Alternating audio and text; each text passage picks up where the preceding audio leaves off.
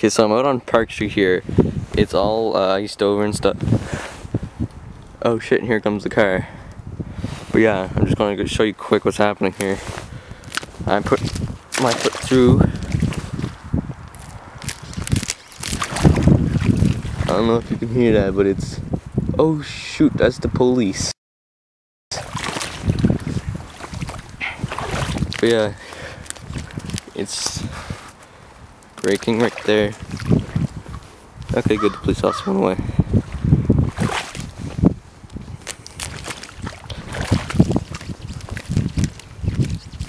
I'm just afraid how I'm going to go through, so I'm going to back up here and just going to take a walk around.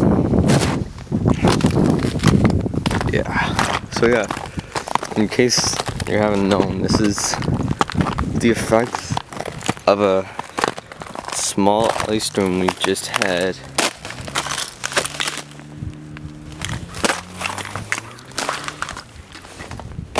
Yeah, so, and this is actually a road. It's Park Street in Truro, one of the most traveled roads in the town, but it is currently iced over and closed. So yeah, it's not as bad as it has been. I've seen this with ice across the road up to the top of that, let's see, top of that thing right there. So it's been a lot worse around here. Just taking a walk around still. And I think they're only closing because they expect the ice to break here shortly, which, whoa, I wouldn't doubt if it did. So, and when it does,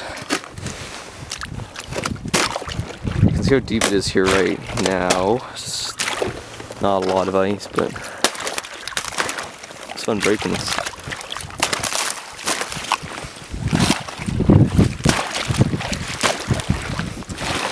Yeah, so it's impassable to vehicles, not to humans. Humans are allowed up here, I guess.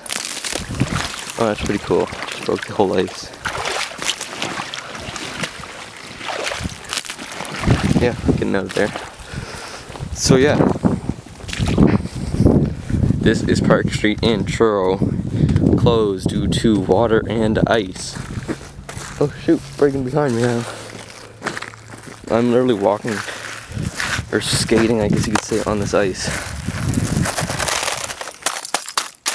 Like glass.